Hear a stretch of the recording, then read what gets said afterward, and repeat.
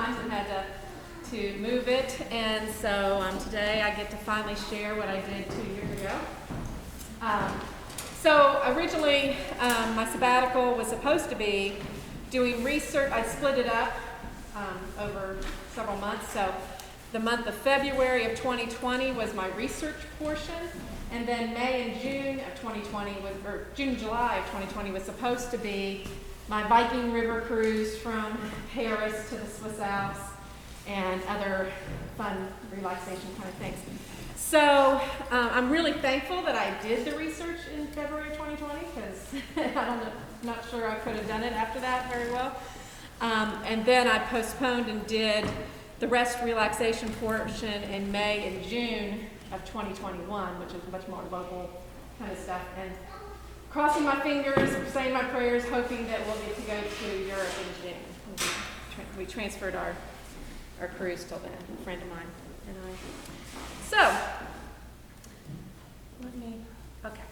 So my topic was long-term ministry and adapting to culture.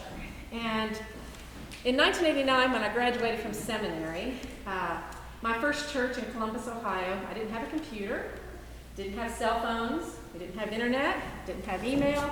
So ministry was totally different than what it is now. And any of you who are 45 and older know that you had to learn technology on the job too. I mean, it's not just for me in ministry, but it really has changed. I mean, everything, when I think of what I did in the fall of 1989 and what I do now, it's night and day different. People don't come in the office and sit and chat. You don't do much in-person conversation, really. I mean, even before COVID, it was emails and texts and all that kind of thing. And so everything's changed. Of course, the cell phone has changed everything with teenagers and what we do, and it's been wonderful. It also has some downsides as well. So I was really just thinking about, it was 2019, I guess it was spring of 2019, when I was thinking about what I wanted to do, because I wanted to apply for a Peeler Casey grant from the Synod to fund the research portion. And so I had to plan in advance. And so I was thinking about the changes in culture, but I'm like, that's probably not enough to, let me take this mask off if you don't mind. That's really not enough to base my whole research on, because everybody has gone through those changes. So I started thinking about long-term ministry and how in 2019 I had been in ministry for 30 years and was thinking, my first church I was there 5 years, and the pastor I was with there retired after 35 years. And so I left when he retired. Then I moved to Lexington, Kentucky, and I served for 18 years there. And the pastor I was with there retired after 25 years in that church. So then I come here. Pastor Mark's been here for how many years now? 22? 23. Pastor Will has now been here 10. He'd only been here like a year and a half or 2 years when I came. And I've been here almost 9. So I have always been with pastors who had long-term ministries, because 8 years is considered long-term in the church.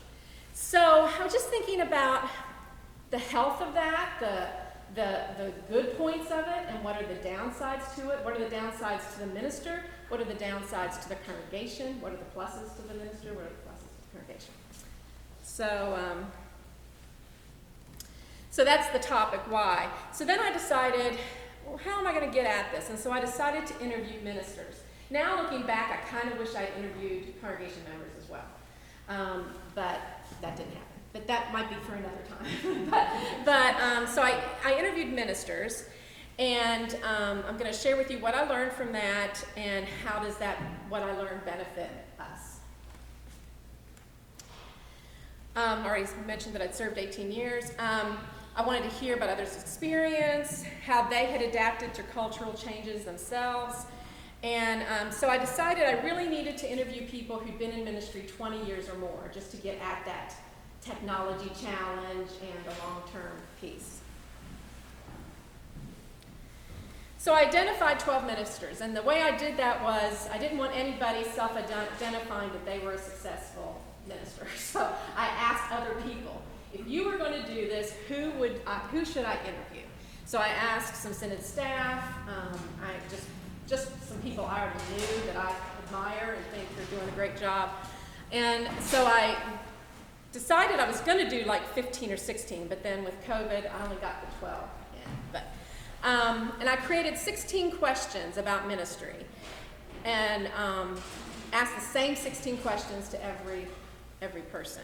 Of course, I'm not a scientist, or this is much more objective than it is scientific research here. But I conducted these interviews in the month of February, some in person, some via Zoom, and then I followed up because a lot of what I heard would have changed during COVID, I think. And so I wanted to get some other responses, but only 4 people of the 12 responded to my survey. So, and I didn't follow up with phone calls and stuff.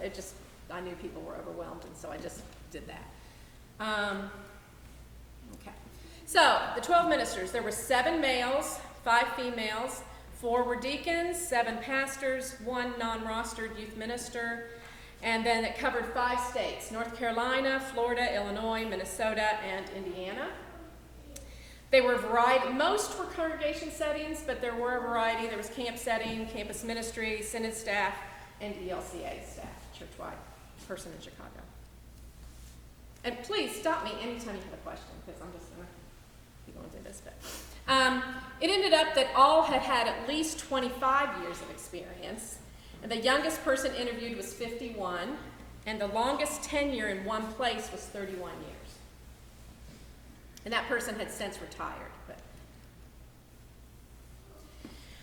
the first questions dealt with just how long they had served and their specific ministry contexts. And I'm not going to share the names of who I talked to because it was a confidential discussion, so I'm not sharing all that. So I'm just going to, I've combined some of the answers, the 16 questions, and I'm just going to kind of give you an overview of the main points. And if you have some questions about those, please feel free to ask.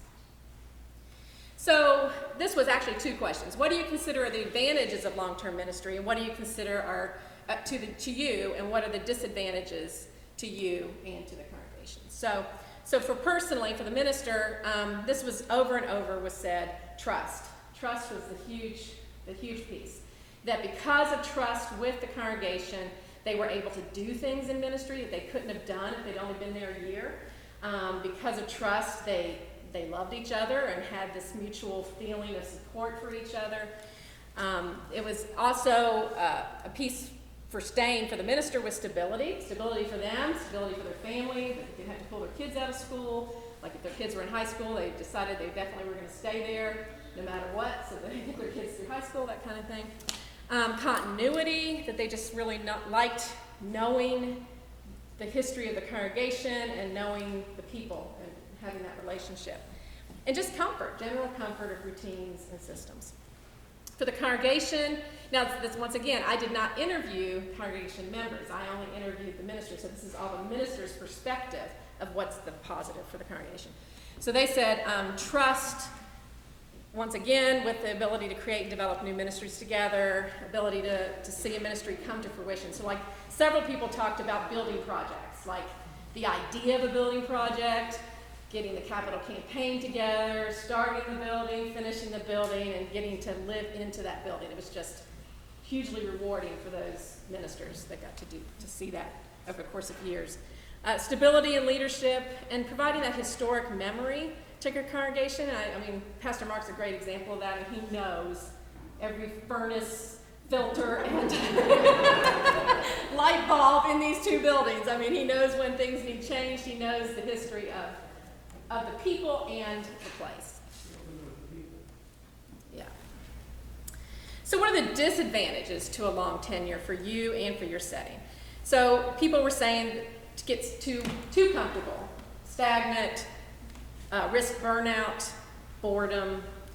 And what's the disadvantage for your congregation? A couple people said you could wear out your welcome. Some people may really want some new energy or someone new. The congregation can take on your personality as the leader, and I've seen that happen before. Boundaries can get blurred. Because you get so familiar with each other, it's almost like a dysfunctional family. Or it is a dysfunctional family, to be honest, you know. So that can be a risk. So I asked them to give me an example of a success that they had achieved that they could not have done if they'd only been there 5 years. And so the answers varied widely because every situation was individual. The camp staff person said, he was able to develop a visionary board of directors that he wouldn't have known who to go ask. He wouldn't have been, in the community long enough to have really gotten the ability to do that. Someone else said that they created a new staff position, and they don't think that the congregation would have trusted them in being able to decide that that's what they needed and to make that hire or call. Any questions so far? Yeah. Question about, does the pastor, especially over time, think about succession planning? That's coming up. Okay. Yeah. So how will you know it's time to move on or change the way that you do ministry in your setting? Different answers. One was a sense that I'm not connecting with the congregation anymore, for whatever reason that is, just a feeling of disconnection. A general feeling that the Holy Spirit is leading me elsewhere.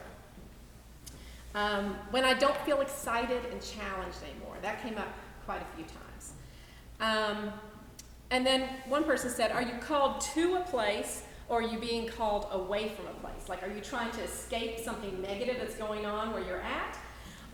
Or are you actually excited about this other place? And then one of the other aspects, several people brought this up, and this is what I took from it personally, was a decision to kind of change your ministry a bit in the setting you're in, but the ability to kind of shake up your role a little bit and reinvent yourself in some way so that you can just get some more excitement or play to your skills better. Holly, Mm-hmm. given the term of service for all of these who responded, did any of them mention 2009 in part of their considerations? No, I don't think that was really, 2009 being the ELCA's decision for ordination of openly gay people. I did interview an openly gay person who definitely, because they were, and they're a pastor, because of that, they were reinstated into the church and stuff, but that didn't affect their longevity in the present place they were at. What is it about your present congregation or ministry setting that has made it possible for you to serve there this long? Because there's some congregations that just don't fit for a long-term ministry. And so I really loved this answer. It's way fun to be part of a congregation that if you weren't their pastor, you'd still want to join. I feel that way here. I mean, I feel like I just think this is a great community. I mean, if I came on a Sunday morning to the worship, I think I'd want to stay, whether I was. And so I think that's just was a cool answer. Another thing was that the ministry involved a lot of volunteers that expressed joy and affirmation for doing their ministry. Also, a community that's constantly changing. And this was a huge factor. And I think, trying to think, I would say 9 of the 12 had congregations that had a constantly changing community. I mean, you have your consistent people, but like a camp staff person, you're constantly changing with staff and different people. Campus ministry, every 4 years you're getting a new community. There was a pastor who served a retirement community in Florida and said that, people change every year because they're coming in, for the winter, and then others are leaving and that kind of thing. So it gave it just a more exciting kind of place to be. And the congregation embraces new ideas and new ministry opportunities, not always stuck in we always did it that way kind of thing. So what has been the most challenging shift in culture? This is pre-COVID, remember. In February of 2020, we heard that it was in China, but that's all, so it was not in our radar yet, really. So what has been the most challenging shift in culture and how you do ministry?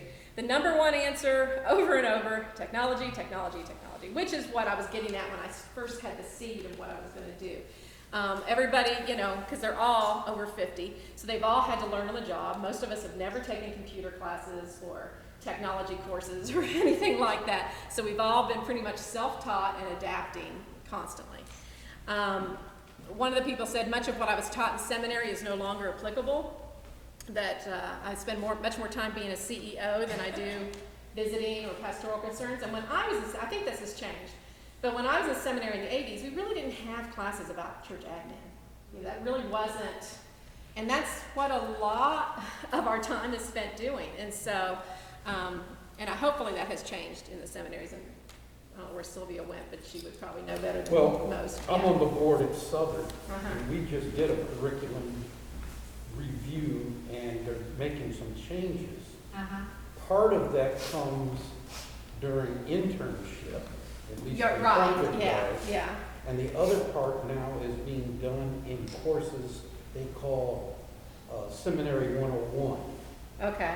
And they recognize that the people that they graduate may not know how to read a balance sheet. Yes, Or how to yes. do a budget. The whole accounting piece, yeah, right. And that's a big part of what Mhm. they're going to do, how to run a meeting. So Mhm. they do some of that, but Yeah. they're hoping that a lot more of that happens when you're an intern. Right, yeah. Yeah. I have a question. So about that, because I mean, people are still getting sick and going to the hospital Mhm. and having personal struggles. Yes. So is it just a cultural shift that now I don't really want to talk to my pastor? Yeah, that is, I mean, like, I know that when I think about the church I served first in Columbus, every afternoon the pastor was out visiting in the hospital, or in somebody's home. And it was expected and it was desired. Now, and I don't know how much is cultural, maybe in rural areas it's still the case, but like here, Pastor Will definitely visits if you request, or if you're, I mean, right now, of course, with COVID, you can't even go in the hospital, you know, that's changed everything too, but it's not like an everyday thing for most pastors to be doing that, because people don't want you in their home without special, like, you know, a couple weeks advance notice or whatever. I mean, you know, it's just a different dynamic. It's a shift in our culture. And that's also the aspect of being in a post-Christian era. So church attendance looks different. Congregational involvement is different. I mean, 30 years ago, there was a lot more stay-at-home parents. And most, especially in this area, it's a two-parent working family. So people don't have as much time to commit to volunteering at the church as they might have had at one point. So it's just a whole different look. Okay. Holly, did these churches also have Stephen's ministers? A couple did. I didn't talk about that at length unless they brought it up, but a couple did. Yeah. What are your strategies for keeping your ministry fresh and challenging both to you and your congregation? Number one answer, sabbatical and continuing ed. And I think I almost, with the exception of with the non-rostered person, the youth minister, I think everybody I interviewed had a sabbatical. Which is not real common. Not every church does this, but it's interesting that the people who stayed long term have had a sabbatical. I think it really does enrich people. It gives you some time to reflect and think, and just have some downtime. They also said that actively working with leadership and keeping communication open, not triangling, not a lot of he said, she said stuff, but just keeping it direct. Asking myself, what's new this fall? That's one of my things. I always need something to be excited about, some new, even if it's just some little, like when we did that Lost, the TV show Lost is like my favorite TV show. And when I did that with some families, we did, the Gannons were part of that, did that for a course of 2 years. We did that together, I think it was, watching the TV show and discussing. I love that, so just doing something that's a little different. Questioning the we've always done it that way mentality. Okay. What's the biggest challenge your successor will have because of your ministry? One person said, I have a big personality and it can be hard to follow someone with a big personality, which is definitely true. Having the person not being expected to be me. I think this is the biggest danger for long-term ministry, is you get so tied to that person and their personality that the next person just doesn't measure up. And so then it ends up being a short-term ministry because they can't handle the shadow of the person. And especially if they're the founding pastor. Yes, yes. One of the things was doing too much and setting it up for the next person to fail. Too many comparisons to me, once again. Congregation has taken on my personality. Big learning curve for someone without the historic memory. So, just we get used to Pastor Mark knowing all this, or get used to me knowing, blah, blah, blah. And then the next person, even though they're greatly qualified, they don't have a historic memory, so it looks like they don't know what they're doing, but they do. It's just they have to learn the process. And should they choose someone like me or go completely opposite? And I think that's a decision to make too when you're looking for your next person. So what is an advantage your successor will have because of your ministry? One person said, there's room to raise the bar. These are a little harder to read. The best years are ahead of them, not behind, so not like they're just constantly reflecting on how great it used to be or whatever. A culture of strong lay leaders. And that was a consistent message, was that they couldn't have stayed there that long if they had not had great lay leadership in their congregation. A healthy congregation, healthy dynamics. Best compliment I could ever receive was that I was a good predecessor. And I think that is true. I think that would be complimentary to myself too. So COVID follow-up. So what I did was I started thinking during COVID, oh my gosh, these answers would probably be really different right now. And so I did a little survey and just sent it by email to the people who I had interviewed, and 4 of the 12 responded.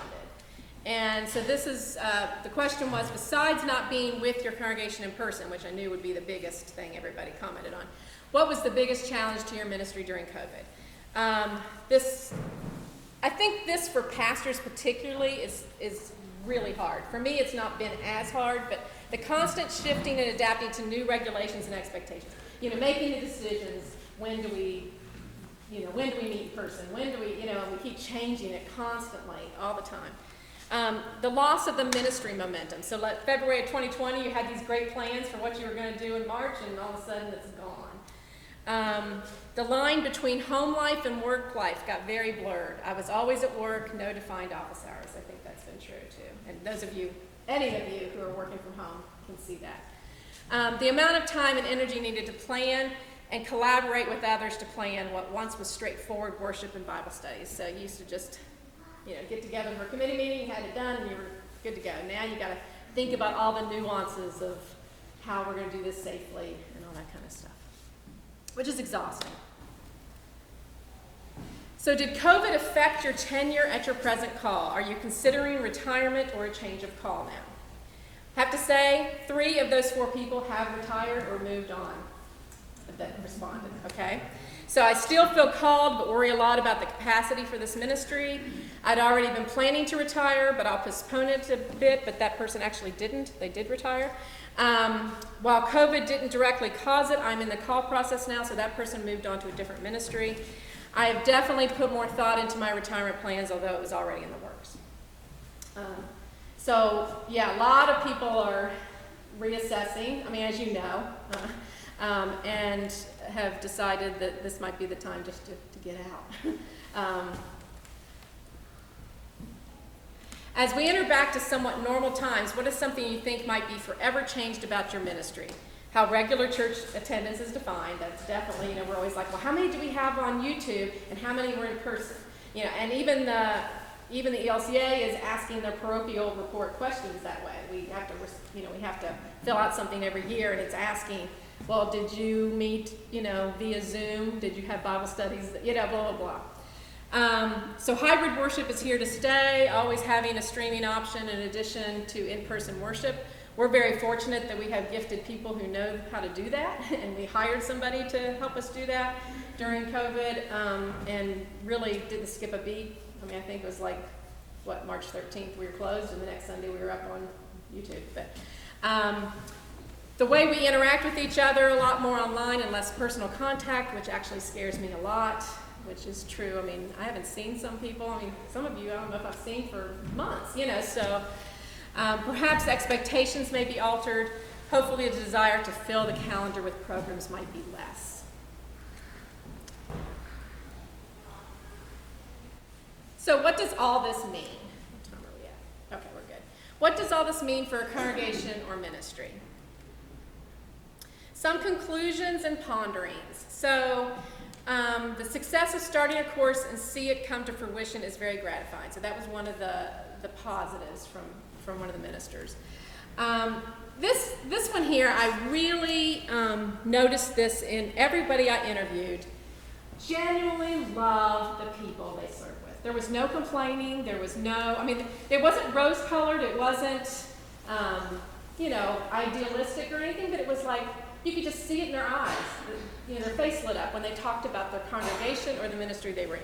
And I think that's key. You know, if you're always looking for faults, you're not going to feel that love for each other. They feel nurtured, affirmed, and valued in their setting.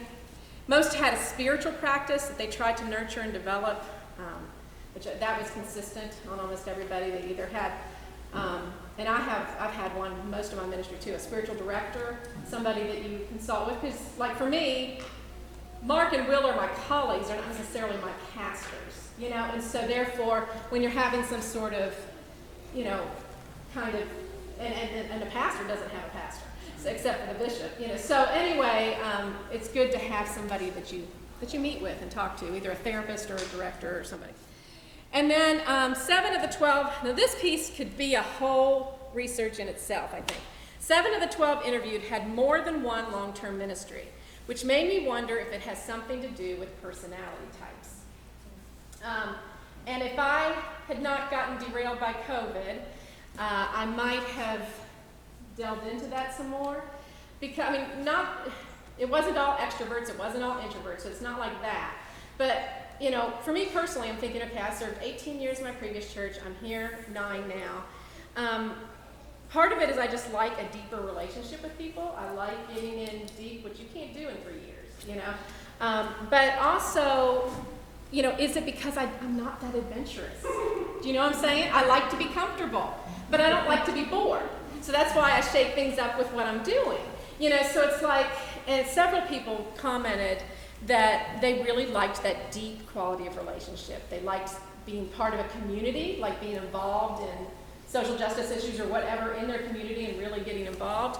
And they also really just loved knowing the people as much as they did. But I am curious, because there's some people who have a pattern of jumping around every couple of years, and that's fine too. So it's like, is it because they just always are wanting something different? And is that a personality type issue, an Enneagram or a Myers-Briggs, or I don't know. Or is it, I mean, is there more to it? I'd be just curious if anybody has some thoughts on that. I mean, but it's something that I thought, should I have gone back and asked people's Myers-Briggs types, and which I knew several of them, or I did ask a few people when we were talking, but they were across the board. I mean, they weren't any particular. So yeah. Any differences between male and female? No, didn't notice any difference in that piece. No. What was the question? Difference between male and female in staying somewhere. I definitely think family is a huge piece. I mean, if you have kids and want to keep them in the schools, or your spouse has a really great job, you know, that definitely would play into it. And I think everybody but two were married and had families. So. Some thoughts for creating an environment that encourages staff longevity. So if you're a congregation who wants to keep somebody long-term, these are some things.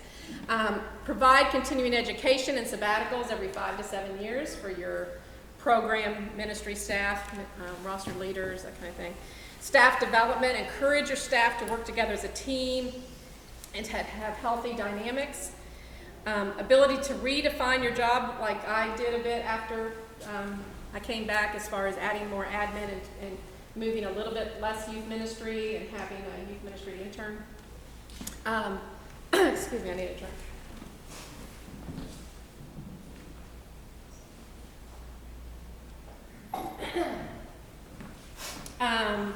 Create healthy forms of communication, so kind of eliminate those triangles and encourage direct communication with each other. Being open to new ideas and new ministries, I think that's big, to have a congregation who's open to change. Taking responsibility for active lay leadership, so have the congregation not depend on the staff for everything. Embrace the gifts of their successor as well, and succession planning for new leaders. So that came up with several people, especially people who were close to retirement, that they really wanted to work on a succession plan for the next person. That's not been been something in ELCA that we've been overly encouraged to do, and I think it's something that we probably should be. The two churches I left, the first church, the pastor was there 35 years, they got a good second pastor who stayed probably 5-6 years and kept things going fairly well, but it still took a pretty big tank, I mean, as far as, or dive in numbers. And they still have never recovered from that. They're still a much smaller congregation. However, times have changed and churches, all churches are declining a bit. But then the church I served in Lexington, I was there 18 years, pastor was there 25. They made some very poor decisions in their next staffing.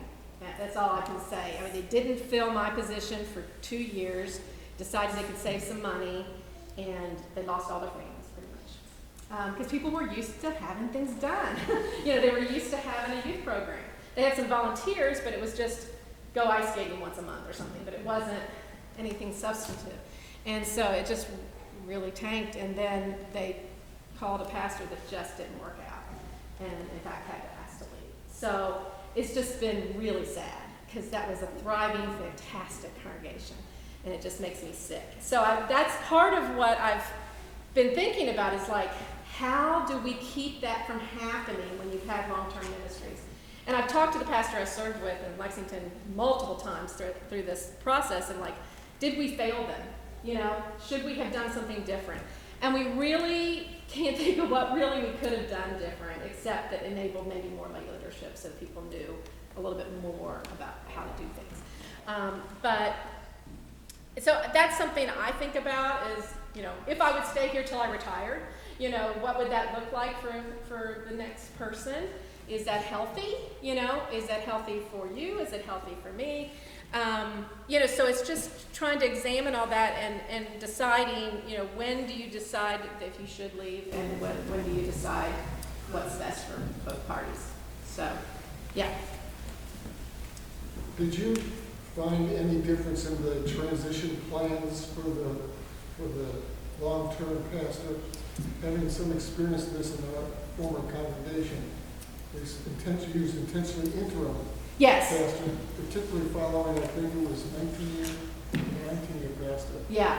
And that interim pastor had a role to prepare the congregation better for the magnitude of the change that they were about to come upon. Yes. And like the church I left, they had an interim for almost 2 years, because at the I used to hear, but actually Bishop Tim just posted a thing about calls in our church or staff, roster leaders email, about fallacies or myths about call process. And he said some people think you have to have an interim for every month the pastor was there. So that meant 2 years of an interim in Lexington. That was too long. That was too long for them. They needed somebody to get them some energy and get going. They had a good interim, but they always knew that he wasn't staying. And so I think, and Bishop Tim said that's old school thinking. That's not where we're at anymore, and because it can just kind of kill a congregation. So, yeah. Well, given our experience here, I think we're fortunate in the North Carolina Senate that the bishop does not let people short-circuit the process. And succession planning could in fact do that. We've had, in our 28, 30 years, 4 called congregation pastors and 2 campus ministry pastors.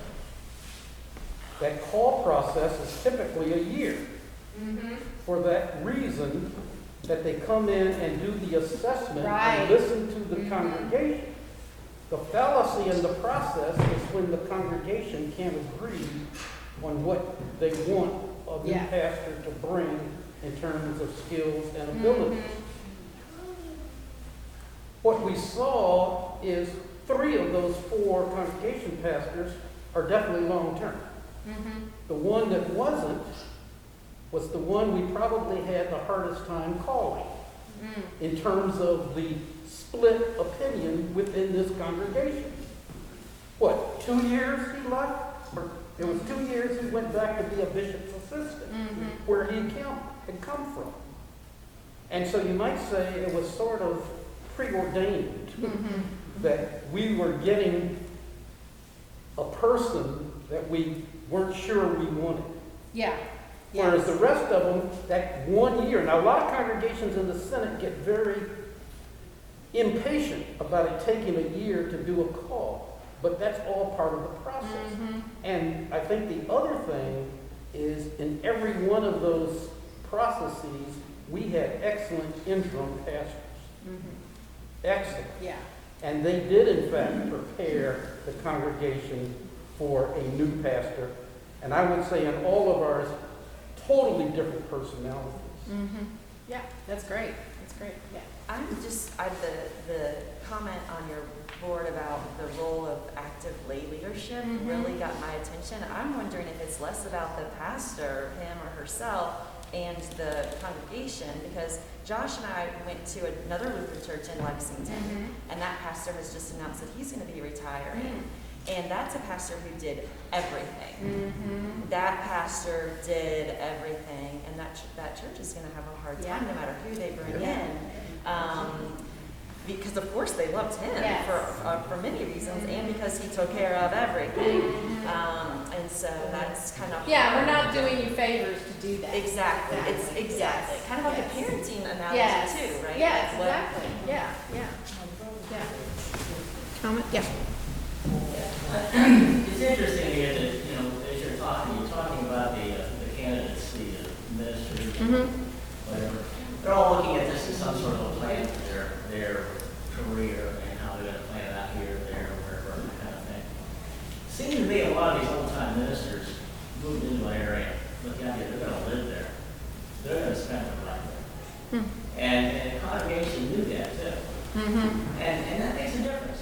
Yeah, yeah. And I'd liken it to some of the efforts that I've made through some of the peace efforts. We used to have what we call vigils against violence. This is down in Raleigh, whenever somebody would get killed.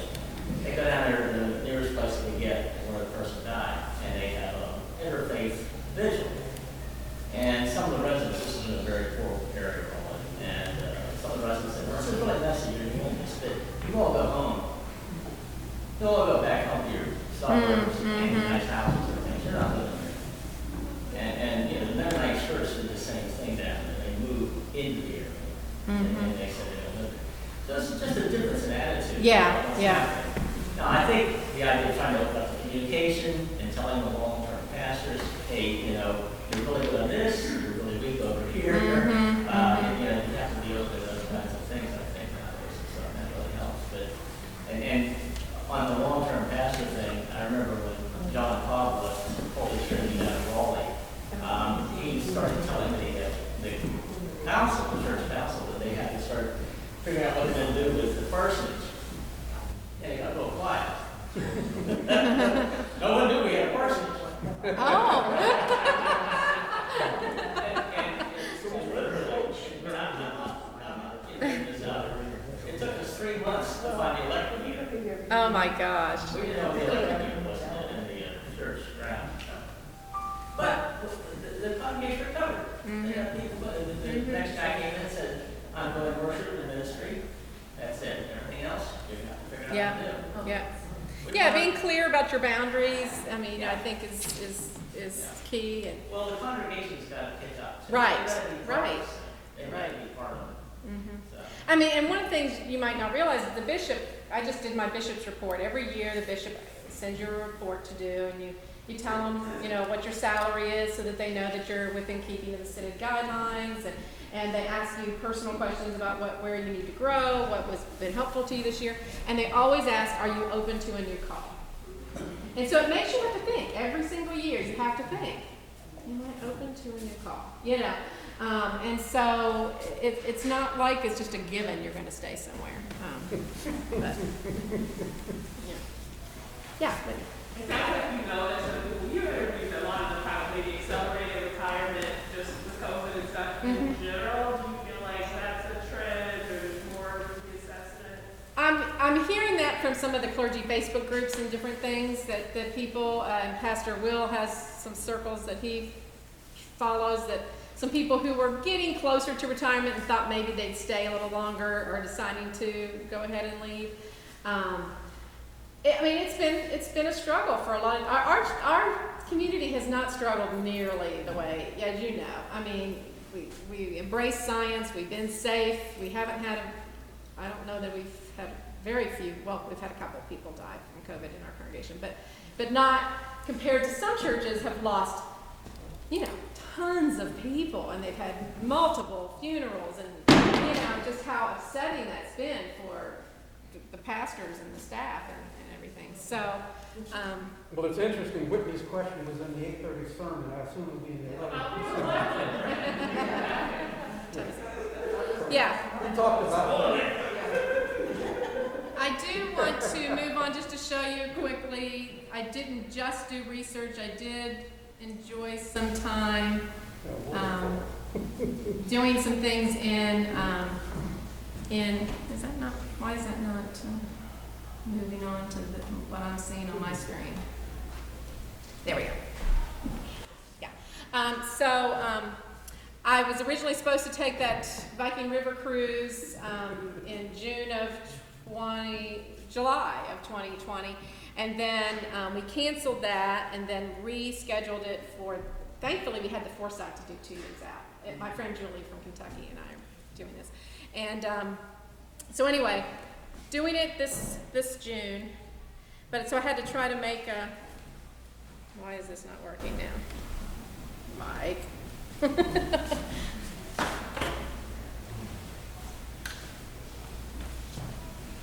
It's not letting me do anything.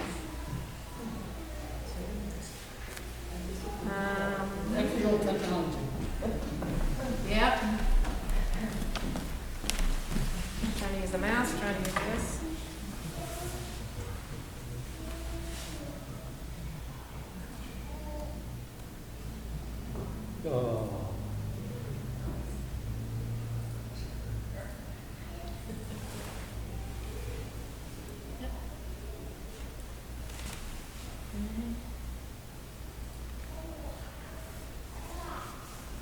Okay, let me try.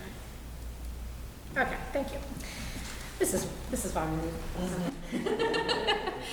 So in February 2020, before COVID was a big deal, I went down to Florida to do some interviews. I tried to pair up my interviews with some fun things. And so I went to Orlando, visited my friend Julie, who's a deacon that I knew from Indiana, and her husband. And so we went to Epcot. Just a silly photo at Epcot. So then at the end of February, I went to Asheville, stayed at Luther Ridge, met up with my college roommate, and did the Biltmore. It snowed while we were there. Really cool. My college roommate Cindy said we wanted to see the Downton Abbey exhibit, so we did that. And so then, come back. I was back for 2 Sundays. And bam.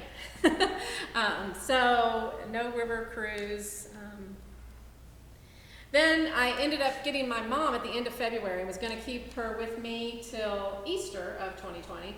And then of course COVID. So mom stayed with me. My sister's a nurse practitioner and was still working on a regular schedule and seeing people with COVID. And so I kept mom with me, and then of course her health declined during that time.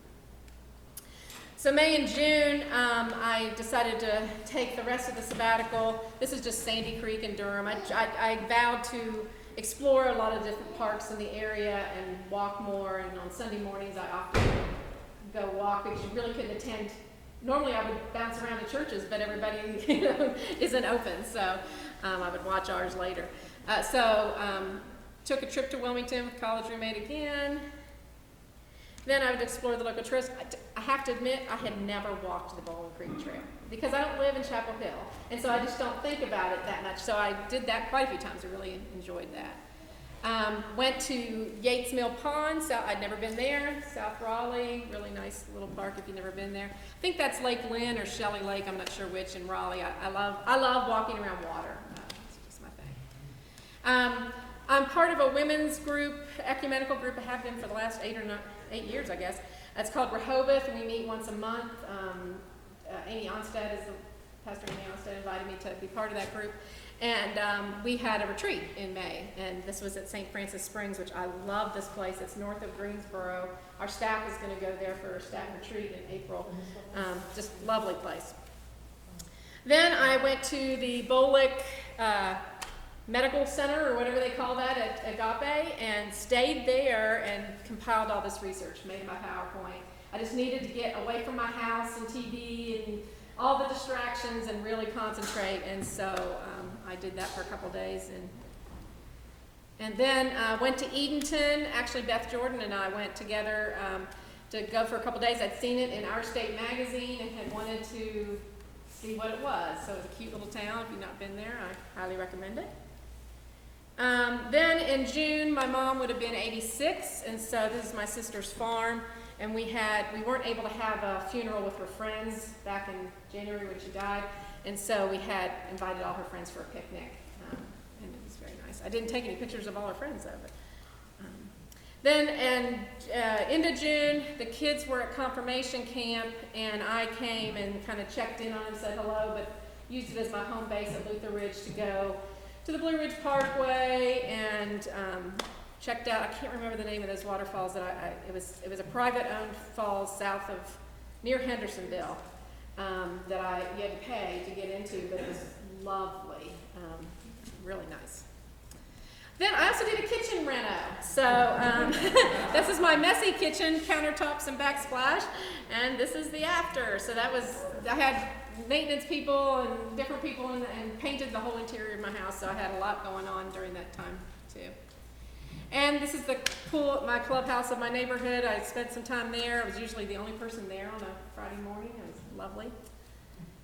And this is what I have to look forward to this summer. That's not sabbatical technically anymore, it's vacation, but 2 weeks. 2 weeks from Paris to the Swiss Alps. So thank you all very much.